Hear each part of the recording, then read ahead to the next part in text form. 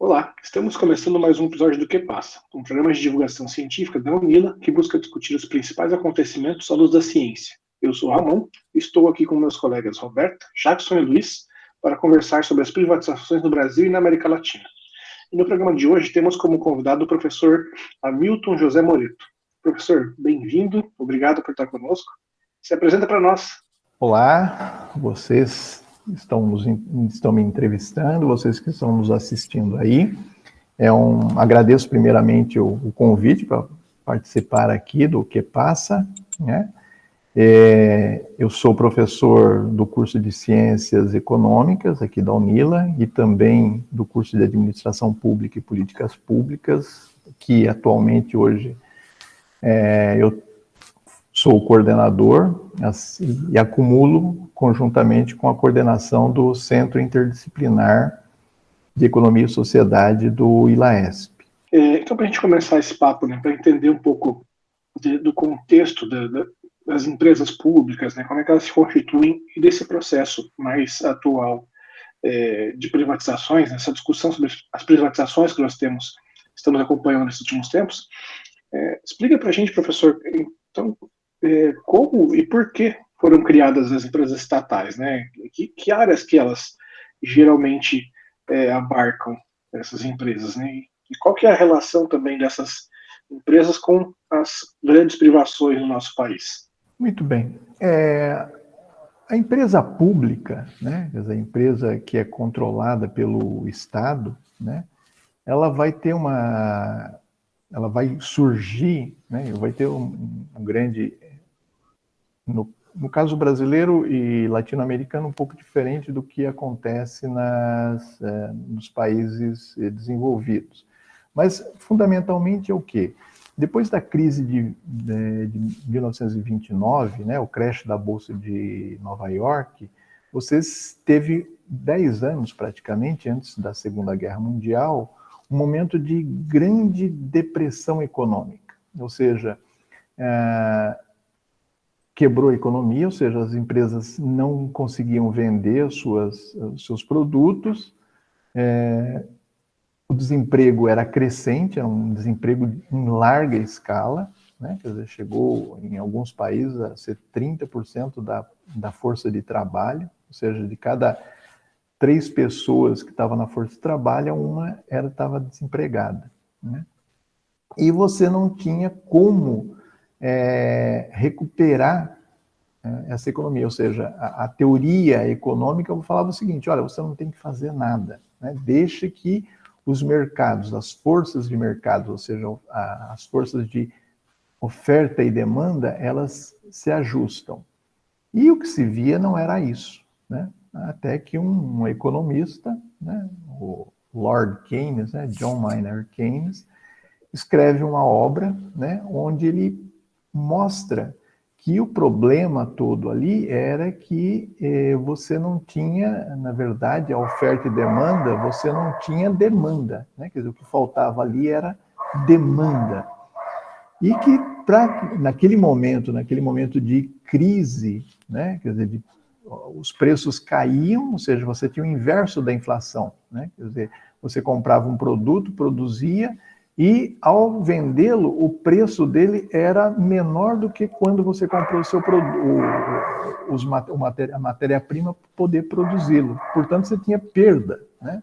E aí o que acontecia é que você tinha que cortar gastos, reduzir a sua produção, e isso levava a economia mais para o buraco ainda. Ele falou: olha, só tem um jeito.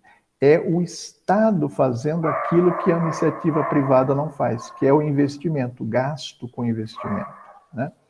Então, nesse momento, você começa a ter uma justificativa para a intervenção do governo, né? Ou seja, o Estado intervindo para garantir o crescimento econômico, né?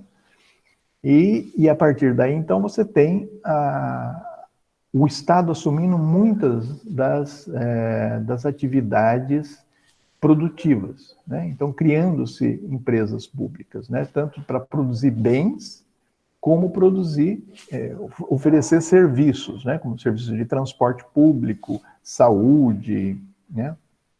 No caso brasileiro, latino-americano, você tinha uma questão mais um pouco diferente, porque a gente não era um país industrializado. Então, para você poder fazer a industrialização, você tinha vamos dizer assim, uma burguesia, né, fraca, ou seja, não tinha capacidade que tinha nos países desenvolvidos. E mesmo naqueles, o Estado teve um papel fundamental, né? Então, no caso brasileiro, por exemplo, a gente vai ter no governo Getúlio Vargas, né, durante a ditadura Vargas, o que ele vai fazer? Ele vai tentar industrializar o país, né? E logo após o final da Segunda Guerra, ele vai negociar o quê? Praticamente os Estados Unidos concedem ao Brasil a Companhia Siderúrgica Nacional, a CSN, né? Quer dizer, que era uma empresa de produção de aço, que é da segunda Revolução Industrial, que é fundamental para você poder, né, quer dizer, é matéria-prima para você produzir um monte de bens que estão na nossa casa, né? Então, naquele momento, o que ele fazia? Ele tentou, e isso ele fez, né, quer dizer, os industriais principalmente São Paulo, que era o setor industrial, né, quer dizer, mais forte, onde tinha indústria mais forte no Brasil, que eles se envolvessem nisso e investissem na construção de uma usina siderúrgica. E não houve, em nenhum momento, quer dizer, não se arriscaram a isso. Por quê? Porque era um investimento de grande volume, ou seja, é caro montar, não dá para você começar no fundo de quintal uma indústria siderúrgica, você tem que crescer, ela nasce grande já, é uma grande empresa, né? Quer dizer, para você ter um alto forno é caro, né? E ele tem que funcionar 24 horas por dia, não dá para você parar, ele funciona, né? Quer dizer, quando você para é complicado. Então, essa tecnologia a gente não dominava, era um volume de recursos muito grande e o retorno desse investimento era a longo prazo, ou seja, 10 anos para você recuperar o dinheiro que tinha investido. Então, os empresários, como o risco é muito grande, não se aventuraram nisso. Bem, se não tem, o único jeito é o Estado fazer.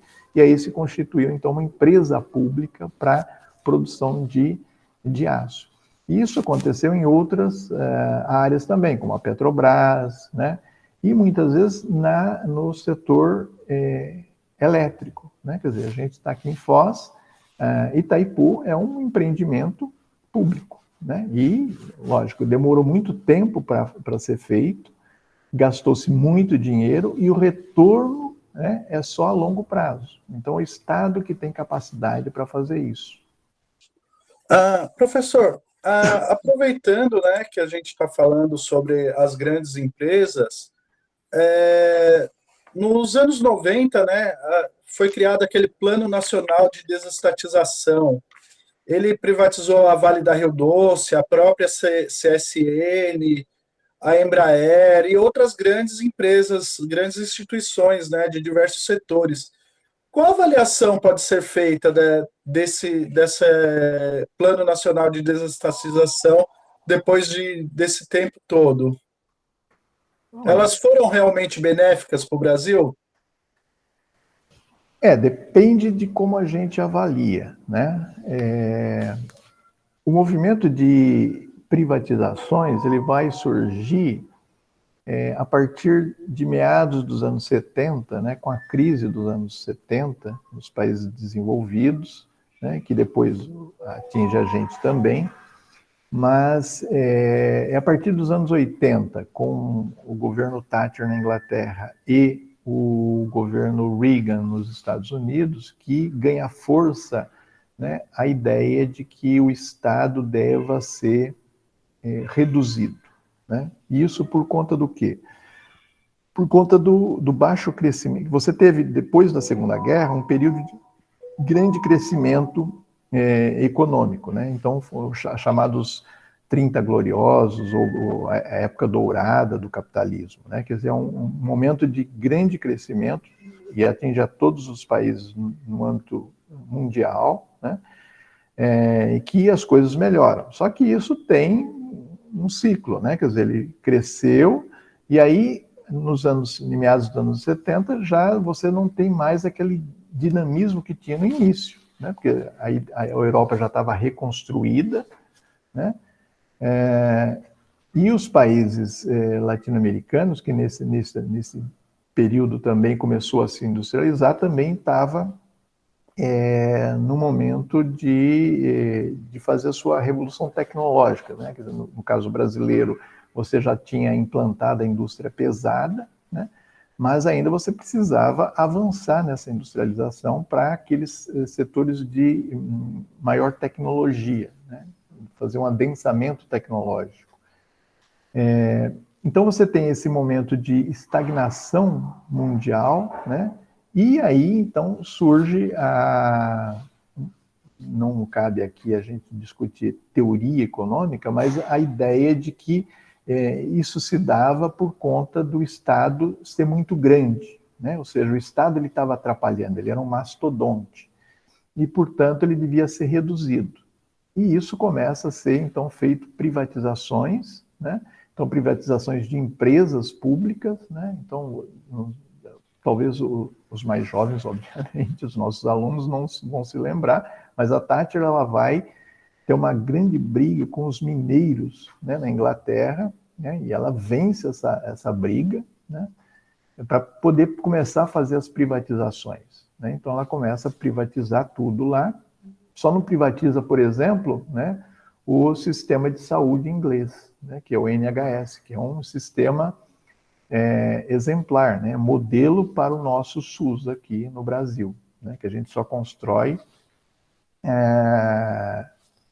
devagar e depois da Constituição de 88, né, que a gente garante a criação e implementação do SUS.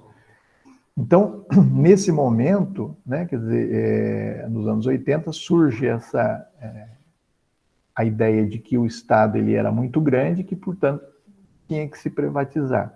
Na América Latina, o Chile, né, com o Pinochet, é o primeiro a fazer isso, né? Ele só não privatiza a indústria do cobre, porque é onde que vem os recursos, né? Mas, por exemplo, a previdência pública, né, ela é privatizada no Chile. E os países, então, começam, a partir do chamado Consenso de Washington, né, começa a se divulgar essas ideias, né, e a pressionar, inclusive nos anos 80, a gente estava na crise da dívida, né, a América Latina passou por um momento muito ruim nos anos 80, né, e a partir da democratização, no caso brasileiro, né, nos anos 90, você tem a gente tem o Plano Real, que estabiliza a economia, e aí você começa a fazer as privatizações, né? Então, privatiza a telefonia, a CSN é privatizada e assim por diante. Foi bom? Bem, no caso da CSN, a gente pode falar, bem, não tem muito naquele momento, né? Atualmente, o Estado precisaria, é uma indústria estratégica? Não. Né? Então, no caso da CSN, o fato de ser privatizada, ela não é uma indústria estratégica e, portanto, ela não está na iniciativa privada, ela atende às necessidades. Se a gente pegar a telefonia, né? A telefonia ela já tem um outro sentido. Né? Você fala, mas agora a gente tem telefone, antes você tinha que ter demorava 1 ano, 2 para você ter telefone, tinha que pagar, você se tornava um sócio da empresa, praticamente, né? Então você comprava a linha, né? Então você tinha ações da empresa de telefonia, então você era um sócio da empresa. Mas depois então você melhorou porque começou a ter celular, hoje todo mundo tem Sim, desse ponto de vista a gente pode avaliar que foi positivo, né? Agora, do ponto de vista estratégico, talvez você pudesse ter um maior controle sobre as questões da comunicação como um todo, não ser uma empresa só de telefonia, né? Quer dizer, a ideia estratégica do fluxo hoje de informações que você tem, né? Quer dizer, não é só fazer ligação, né? Mas toda a internet, quer dizer, você tem todo um sistema de informação e comunicação que ele é estratégico para o país. Então, você ter o controle sobre isso, você ter capacidade de regulação disso daí é fundamental, né? Então, em alguns setores, talvez seja questionável você pensar em privatização, né? Questão elétrica, por exemplo, né? Até onde você ter uma empresa privada vai melhorar? Não vai aumentar a concorrência, né, do setor, porque não tem como você ter 3, 4 empresas oferecendo energia elétrica para as pessoas, né? Então, foi privatizado? Foi privatizado, né? Então, você tem uma empresa privada, né? A Copel. Então, a Copel, se bem que a Copel é pública, né? Mas no estado de São Paulo, você tem a CPFL. Então, a CPFL é uma empresa privada, era uma empresa pública, agora é uma empresa privada, e que ela tem, quer dizer, ela é a única que fornece para algumas cidades. Em outra cidade é uma outra empresa, né? Então, ela está lá na ponta, né, oferecendo. Mas ela faz o quê? Ela compra energia de Itaipu, de Furnas, tem uma outra empresa que faz a transmissão e ela só faz a distribuição, né? Então, se você privatizar o sistema Eletrobras, que é o que controla a produção e, quer dizer, toda a organização desse setor, vai ficar mais barato para o consumidor? Por quê? Né?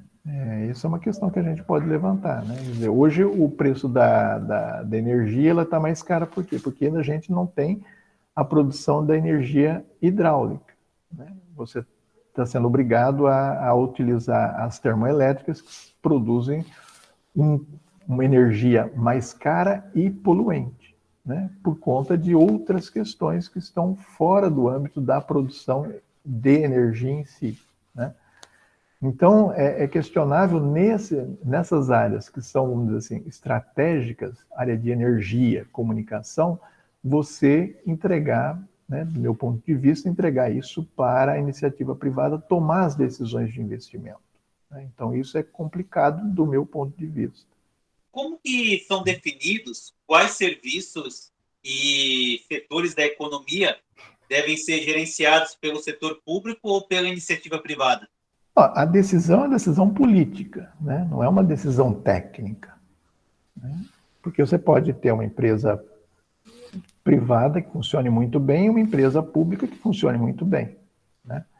Então, a Petrobras, por exemplo, é uma empresa pública que compete com qualquer empresa privada, a Esso, a Shell, né? Enfim, não é uma decisão técnica, né? É uma decisão política. Quais são os setores que a iniciativa privada quer, né? São aqueles onde você pode ter rentabilidade rápida, né? Quer dizer, você tem o retorno do capital investido rapidamente e onde seja lucrativo, ou seja, tem uma dimensão de crescimento da demanda, né?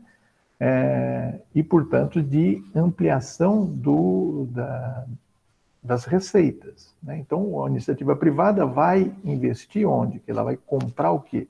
Naqueles setores onde você pode ter o retorno rápido, né? Então, por exemplo, privatizar uma estrada, né? Uma estrada de rodagem. Então, corta o estado, né? Então, você tem, no estado do Paraná, foi privatizado todo as rodovias, né? Você poderia, por exemplo, o que a iniciativa privada faz? Quando ela privatiza, ela toma conta, a primeira coisa que ela faz é levantar os pedágios, né? Eu lembro isso, né, quando foi privatizada a Anhanguera, né, quer dizer, minha família é de Americana, próxima a Campinas, e eu lembro que foi privatizado, então passou a ser a iniciativa privada, quer dizer, é uma rodovia de grande fluxo, né, no estado de São Paulo, e ela estava mal cuidada, a manutenção era ruim, então tinha muito buraco, né? O que fez? Bem, privatizou. A primeira coisa que fez foi levantar um pedágio, né, entre Campinas e Americana. Então eu morava em Campinas, toda vez que eu ia visitar meus familiares, eu tinha que passar pelo pedágio. Mas o pedágio é porque melhorou as condições. Melhorou agora, né? Mas no início continuou, quer dizer, não se fez o recapeamento da rodovia para depois você cobrar. Você foi cobrando e foi fazendo o serviço, né? Quer dizer, se a empresa estatal que controlava a rodovia tivesse feito isso, ela podia ter os mesmos recursos, né, para poder fazer o investimento lá, né? Então, essa ideia de que você pode ter, o governo tem que se desvencilhar de empresas, né, onde que a iniciativa privada pode tocar, né, quer dizer, poder produzir ou oferecer os serviços para quem pagar, né? E aí, com isso, o governo se livraria de ter que colocar recursos para poder se dedicar àquilo que é essencial, ou seja, segurança, saúde, educação, não necessariamente é verdadeiro. Ou seja, se a iniciativa privada ela vai cobrar isso para poder recuperar o seu recurso, né, ou mesmo fazer esse recurso, produzir, né, tão viável quanto uma empresa pública fazer da mesma forma, né? Quer dizer, se a empresa privada ela tem que cobrar, a empresa pública também pode cobrar, né? O problema é que são lógicas diferentes da empresa pública da empresa privada, né? A empresa privada ela é eficiente quando ela gera lucro, né? A empresa pública ela não precisa ser deficitária, né? Ela pode ter lucro, mas não é esse o objetivo da empresa pública.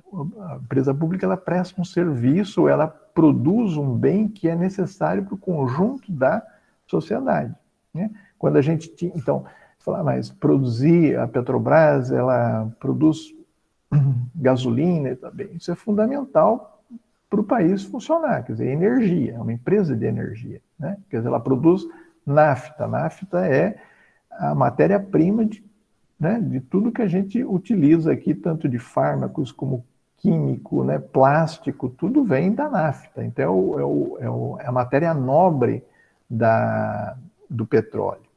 Então, ela é uma empresa estratégica, ela produz, né, ela não precisa ser deficitária, ela pode e é lucrativa. A Petrobras é uma empresa extremamente lucrativa, né?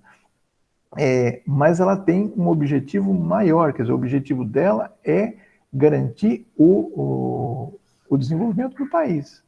Eu lembro nos anos 2000, né, quer dizer, na década passada, quando se descobriu o pré-sal, né, quer dizer, montou-se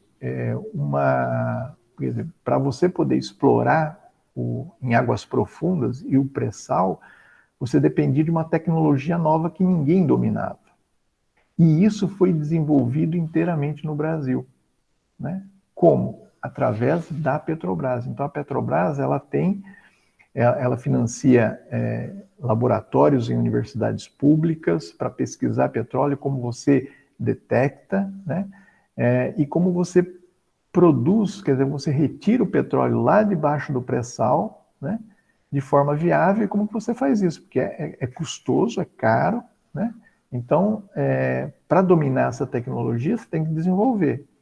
E nesse processo de desenvolvimento tecnológico, ela incorporou um conjunto de empresas, né, que são empresas privadas. Então, uma empresa pública que, através de um programa, né, de desenvolvimento tecnológico, ela permite que sejam criadas novas empresas e crie-se empresas de grande tecnologia que vão competir depois em qualquer parte do mundo. Então, as empresas que surgem daí, né, e por que elas podem? Porque elas têm horizonte para investimento. Então, o setor privado ele pode investir porque ele está garantido que a Petrobras vai ter 5, 10, 15, 20 anos de atividade que eles vão prestar serviço para a Petrobras, ou até mais, né? Então, isso te dá horizonte de você poder fazer planejamento, né? De você poder investir, né? E com isso você tem crescimento econômico. Então, a decisão, né, quer dizer, de você privatizar um setor ou outro, você ter uma decisão política. Então, naqueles setores que você fala, olha, ele não é tão estratégico assim, e nós temos condições de viabilizar uma regulação pública, né, quer dizer, que seja transparente, e, né, que permita cobrar das empresas e tirar aquelas que não estiverem cumprindo, né, com o seu papel, né, que não estiverem integrando aquilo que prometeram, né, no momento da privatização, você pode retirar e passar para outra, né? Então, se você tem esse controle, você pode fazer, mas é uma decisão política e não estritamente técnica. Aproveitando, né, que você falou que essas decisões elas são políticas, um dos grandes argumentos que o pessoal usa a favor da privatização nas discussões é que as empresas públicas elas têm muita corrupção e que quando você privatiza, as empresas privadas não se corrompem, apesar das notícias em contrário. Eu queria saber até que ponto isso é verdade ou até que ponto isso é uma falácia. É inegável que você tenha corrupção em empresas públicas ou no governo, mas também ocorre nisso na iniciativa privada, né? Quer dizer, as pessoas que trabalham na iniciativa privada fazem parte da sociedade, né? Que também constituem, ou seja, da mesma sociedade que tem os funcionários no setor público, né? Quer dizer, a corrupção ela não é uma coisa exclusiva do setor privado ou do setor público, né? Ela é uma questão da sociedade. Tem sociedades onde você tem menos corrupção, ou pelo menos isso não aparece tanto, né? E em sociedades que isso aparece mais, né? Quer dizer, quão mais corrupto é o Brasil do que o Paraguai, do que o Japão, eu não sei. Mas você vira e mexe, vê no Japão, né? Quer dizer, aconteceu tal e o governante lá, o ministro, não sei quem, aparece e pedindo desculpas, né? No caso japonês, às vezes até a coisa é mais grave porque há suicídio por conta do tipo de sociedade que não admite isso daí, né?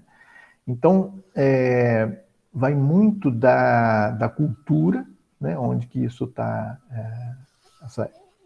de cada país, ou seja, como a tolerância que se tem. Eu acho que hoje na América Latina, no mundo todo, né? Quer dizer, a corrupção é vista com maus olhos, evidentemente. Agora, você tem que criar mecanismos que sejam de transparência ao setor público. Acho que isso que é importante, né? Porque o fato de não aparecer não significa que não tenha. Ele pode não ter, está escondido, né? Então, por exemplo, essa coisa dos próprios... É engraçado porque nos próprios depoimentos, né, de alguns funcionários da Petrobras que foram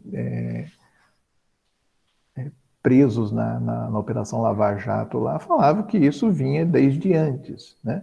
Ou seja, antes não aparecia, apareceu num determinado momento, e aí se combateu. Então, você tem que se combater a corrupção no momento que você descobre isso, tem que ser criado mecanismos de evitar essa corrupção, né? Quer dizer, você dá mais transparência ao setor público para poder coibir isso daí, diminuir. Acabar, eu não acredito, né? Mas você pode reduzir. Então, eu acho que é importante você ter melhorar os mecanismos de fiscalização, né? A Controladoria Geral da União tem um papel importante nisso daí, né? O Tribunal de Contas, né? Dos estados e o próprio Tribunal de Contas da União, de você, primeiro, garantir maior publicização, né? Garantir quando se detecta o movimento de corrupção, de você seja responsabilizado, o servidor, né? Quer dizer, um servidor público, e que você crie mecanismos e instrumentos de melhorar, né? E inibir esse tipo de fenômeno, né? Ou seja, o fenômeno da corrupção.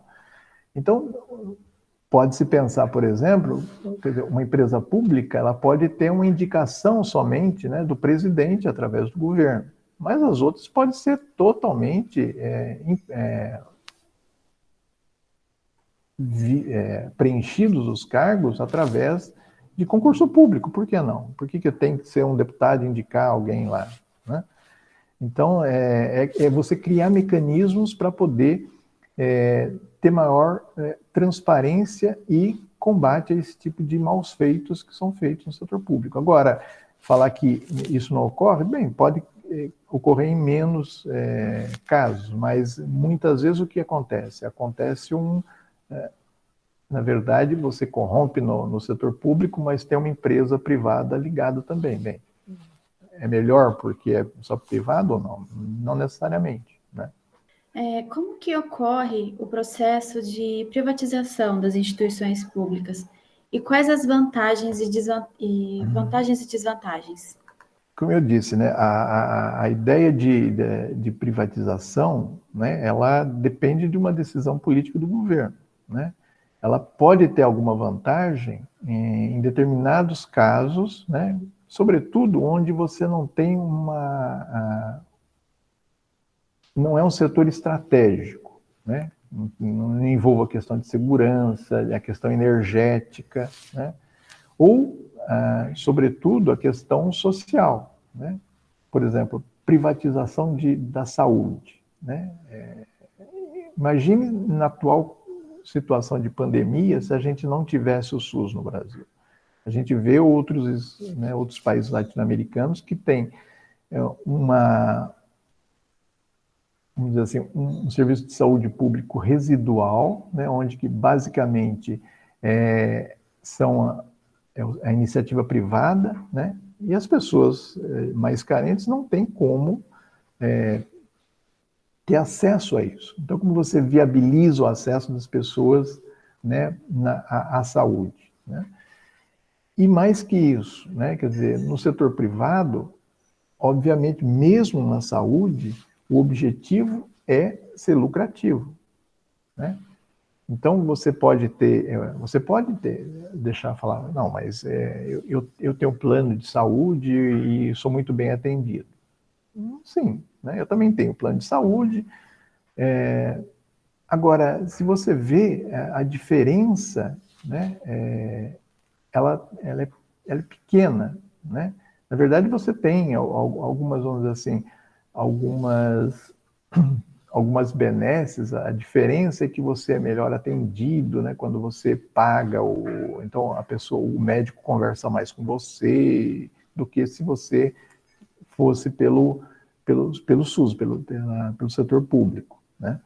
Mas a qualidade, o resultado final é o mesmo, né? Quer dizer, se você está com dor de cabeça, ele vai te receitar um analgésico, né?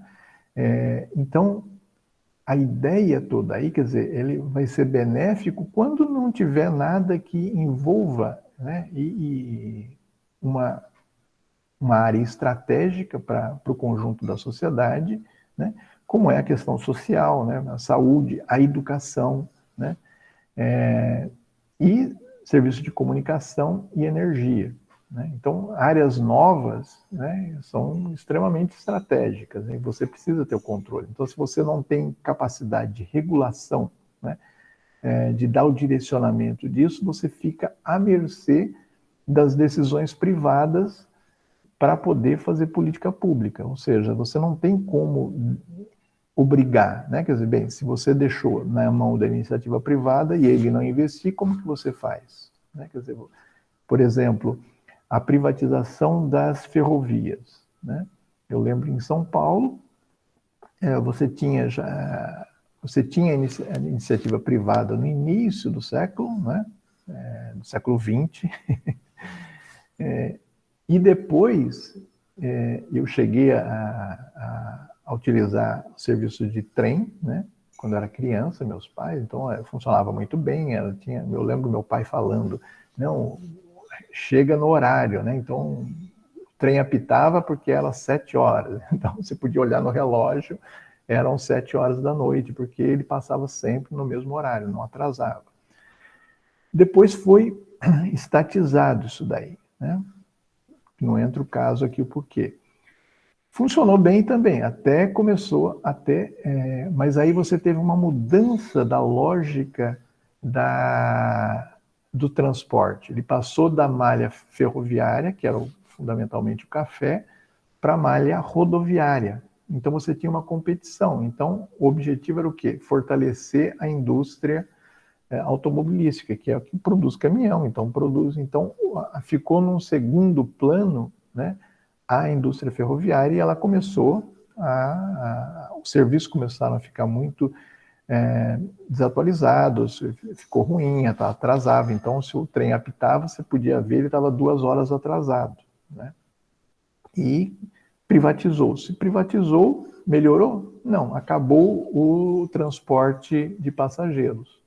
Somente tem o transporte de carga, que é o viável, né? Por quê? Porque o transporte de passageiro, ele não é tão lucrativo. Então, a primeira coisa que a iniciativa privada fez o quê? Foi reduzir, acabar, né, com o transporte de passageiro. Deixou só de carga, porque é esse que dá lucro. E mesmo assim, se você verifica, esse transporte, você não ampliou a capacidade a tonelagem de transporte via férrea, que seria muito bom para desafogar as estradas, mas também para efeito estufa, né? A quantidade de caminhões que estão circulando aí, você inviabiliza, né? Quer dizer, a poluição é muito grande. Então, isso não teria no caso do transporte ferroviário. Então, vantagem e desvantagem depende de como você olhar, né? Do ponto de vista privado, muitas vezes é lucrativo reduzir determinados serviços e focar só em outros. Para o setor público, para o conjunto da sociedade, né, do ponto de vista do setor público, precisa ver se isso vai melhorar ou piorar as condições de atendimento à sociedade, à comunidade que serve aquela empresa lá, né? Se piorar, é porque não foi bem sucedida essa privatização. No caso dos Correios, professor, com a privatização, seria viável para uma empresa privada prestar o mesmo serviço num país com a extensão territorial do Brasil e a dificuldade de acesso a algumas localidades? Porque eu imagino que o custo para isso vai ficar enorme para uma empresa privada e não seria interessante comercialmente. Eu vou citar um exemplo, né?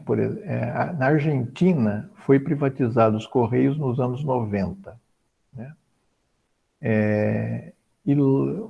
Anos depois, logo, não chegou a uma década de privatização, verificou-se que os serviços argentinos, então você tem muito concentração na grande Buenos Aires, né? Quer dizer, da população. Agora, uma empresa de Correios, ela serve o país como um todo, né? E as áreas mais distantes, elas não eram servidas ou eram servidas precariamente, né? E o que aconteceu? O Estado teve que retomar o serviço de Correios, né, os serviços postais, para poder garantir que o acesso ao serviço fosse dado a todos, né, independentemente de onde se localizava a sua casa, né. E, obviamente, no caso brasileiro, isso também pode acontecer, né? O grande filão aí, o que dizem os estudiosos da área de Correios, aí, quem conhece mais, diz que a preocupação aí na privatização são os serviços de logística, né? Agora, hoje você já tem outras empresas que fazem logística e tal. Por que você não deixar mais uma empresa pública, que pode concorrer com essas outras, ofertando os seus serviços, né? E podendo, quer dizer, com isso você tendo condições de até dar uma maior regulação ao mercado, porque você pode escolher, eu mando através do meu SEDEX, e o SEDEX, vocês sabem, é um serviço muito bom, né? Quer dizer, eu não tenho reclamação. Sempre que eu utilizei, tem o tal do SEDEX 10, então se você entregar agora, então você vai falar, não, mas eu prefiro pagar para uma empresa que é multinacional, e também é opção, né? Mas você tem essa possibilidade de utilizar uma empresa pública para fazer um serviço que vai ser realizado. Você entrega hoje, amanhã, antes das 10 horas lá, você vai ter a sua encomenda entregue, né? Então, não necessariamente essa privatização ela vai melhorar os serviços, né? Com certeza, isso vai ter um impacto negativo, vamos dizer assim, sobre o mercado de trabalho, que boa parte dos trabalhadores aí vão ser demitidos, né? Porque tem muita gente trabalhando? Não, né? É porque a lógica da empresa privada é a lucratividade. Então, se você pode fazer o mesmo serviço com menos gente, né? Obviamente, esse menos gente significa o quê? Menor folha de salários, mas também intensificação do trabalho, né, daqueles que ficarem, né? Então, aí vai ficar aquela coisa, bem, eu estou trabalhando mais, mas eu não perdi o emprego. Então, o consolo seria, né, você ser, vamos dizer assim, ter intensificado o seu trabalho, que vai ter consequências de saúde, quer dizer, mais à frente, e que vão recair, provavelmente, sobre o setor público, né? Quer dizer, não é a empresa privada que vai pagar os custos das consequências que levarem às doenças ocupacionais, né? Quer dizer, quem arca com isso é a Previdência, né? É o setor público. Então, vai mudar muita coisa na nossa vida? Provavelmente para o consumidor não, né? Eu não sei se vai baratear o preço. Não acredito nisso, tá? Pode ser que num primeiro momento, mas o que a gente verifica, né, nas privatizações que ocorreram em outros setores é que lógico, depende muito de setor para setor, mas em grande medida os preços não abaixam, né? Pelo contrário, né? Tende a aumentar, sobretudo porque você não tem mercados que são amplamente de grande concorrência, né? Você tem uma, duas empresas que concorrem, ou seja, são mercados oligopolizados, são poucas empresas que detêm o controle do mercado e, portanto, ou você compra delas, ou você fica sem o produto ou sem o serviço, né? Quer dizer, não tem para onde recorrer além disso, né? Então você é obrigado a pagar aquilo que eles vão. Obviamente você tem agências de controle, né? Então você tem várias agências aí que foram criadas, agências públicas, mas em grande medida, né? Quer dizer, a discussão lá muitas vezes é muito técnica. E há uma discussão, né, quer dizer, que há um debate, quer dizer, em que medida você tem agências de controle que são independentes, né, quer dizer, que não são capturadas pelas empresas do setor, né? Porque muitas vezes a discussão é muito técnica o consumidor comum não tem como ir lá discutir com a empresa, né? Você vai reclamar de qualquer empresa de telefonia aí, você entra, reclama, não muda nada, aí você vai no PROCON, o PROCON registra, tem toda aquela coisa, mas, né, quer dizer, Aí, na hora de discutir a tarifa, vai para a Anatel, e a Anatel, bem, toda discussão técnica só. Bem, a discussão técnica, né, mostra que subiu não sei o que, então aumenta o valor não aquilo que pediu que as empresas pediam, né, o reajuste da tarifa, mas uma tarifa que muitas vezes impacta fortemente sobre a inflação do consumidor. Professor, a gente sabe que há países de diferentes perspectivas, né? Tem países mais ligados ao Estado mínimo e tem outros países que têm são mais voltados para a garantia dos serviços essenciais. Então, eu queria saber, no contexto da América Latina, como está essa questão do serviço público? Boa parte das privatizações que foram feitas no passado, né, tem um estudo recente do Instituto Transnational Institute. Eles fizeram um levantamento em 2017 e verificaram o seguinte, que de 2000 a 2017, cerca de mais de 800, não lembro o número exato, 855 empresas que tinham sido privatizadas foram reestatizadas, ou seja, o setor público foi lá e recuperou isso daí por conta do quê? Por conta de que não estava atendendo os interesses da sociedade, ou seja, o serviço não estava sendo bem feito, né? O valor do serviço era altíssimo, ou seja, subiu muito o preço dos serviços prestados, né? E a população não queria mais, né? Quer dizer, foi feito um levantamento, a população queria volta do que era antes da privatização, né? E é interessante, porque quais são os países que se verificou maior reestatização? Na verdade, são principalmente nos setores de saneamento básico, né? Eletricidade, né? Em alguns casos transporte, mas sobretudo os serviços de saneamento básico, né? Quer dizer, água e esgoto, né? Tinham sido privatizados. Isso é uma coisa que tem crescido no Brasil, tem sido incentivado, inclusive, né? A privatização dos serviços municipais de água e esgoto, né?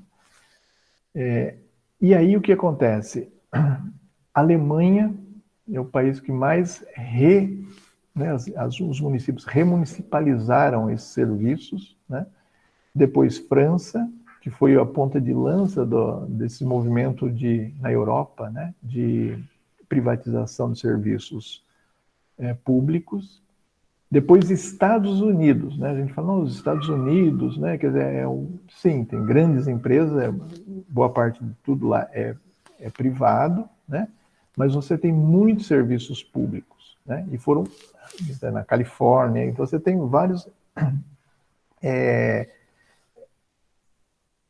municípios que reestatizaram esses serviços porque não estavam atendendo a população da forma como deveriam, né? E, sobretudo, as tarifas tinham subido de forma exponencial. E no caso da América Latina, isso também acontece, né? Quer dizer, por exemplo, vou citar um caso que é o caso chileno, né? Você teve no governo Pinochet, né, durante a ditadura lá, a privatização da Previdência Pública, né? O que aconteceu? Bem, você transformou isso, a Previdência era de repartição, né? Ou seja, ela era você cria uma solidariedade intergeracional, ou seja, quem está na força de trabalho hoje paga as aposentadorias e pensões daqueles que trabalharam no passado, né, da geração anterior, e quando eu me aposentar, né, aqueles que estiverem no mercado de trabalho vão pagar a minha aposentadoria. Então, é um movimento de repartição, né? Então, o que transformou isso num movimento de capitalização, ou seja, cada um tem a sua conta, a sua poupança, né? Então, se fez o quê? Criou-se fundos de previdência privada, então cada um tem uma conta, né? E isso daí, esses fundos de pensão são administrados por quem? Por bancos multinacionais, né? Então, por exemplo, o Banco Pactual aqui do Brasil também era um dos que tinham lá era a Agência de Fundos de Pensão, acho que era isso.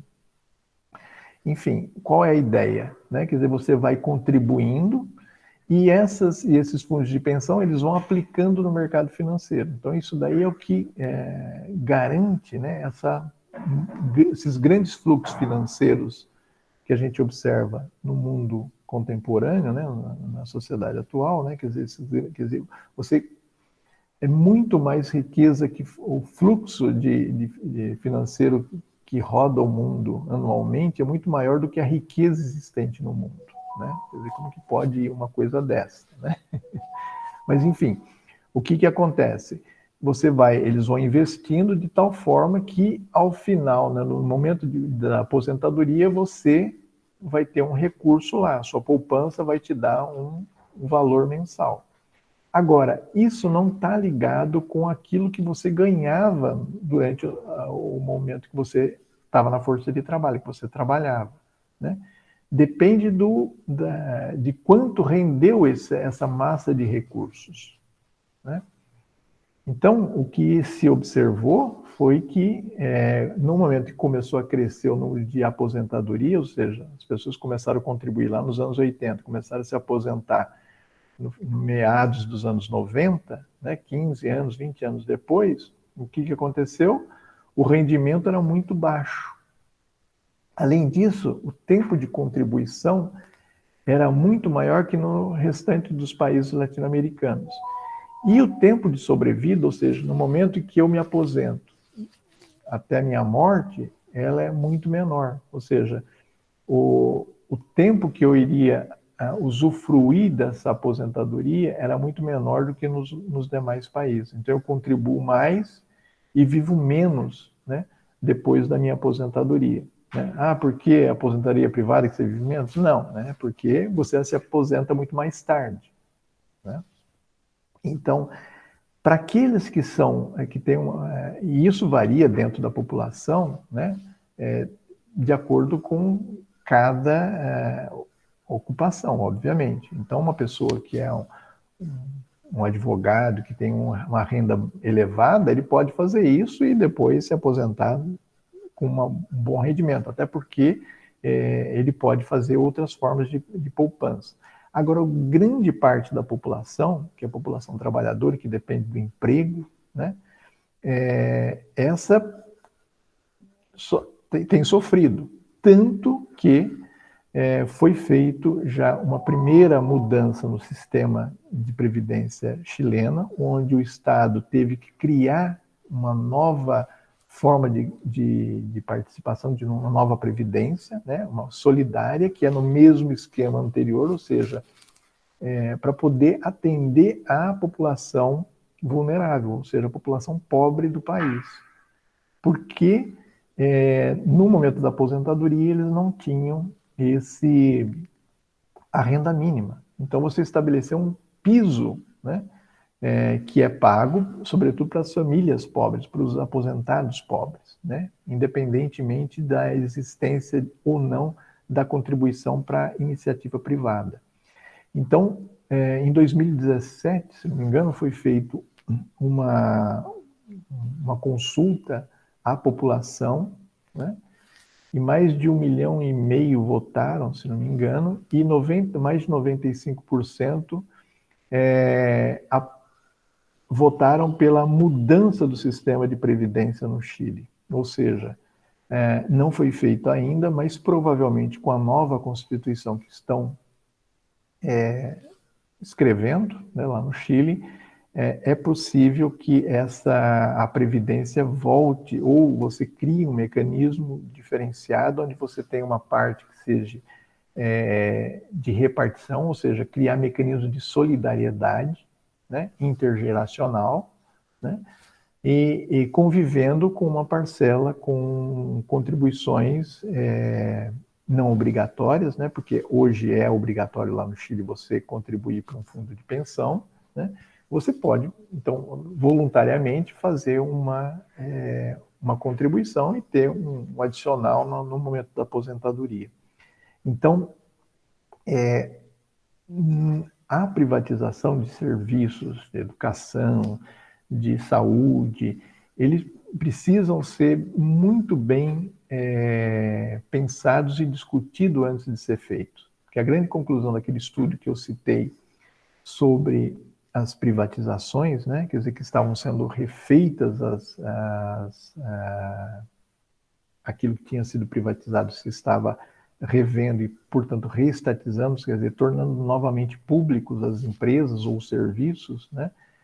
A conclusão foi de que era melhor não privatizar do que privatizar e depois ter que recuperar isso, porque o custo envolvido na reestatização, ou seja, na recuperação do serviço para torná-lo público, era muito maior do que se você tivesse mantido, né, o serviço público antes da privatização, mantido aquele serviço.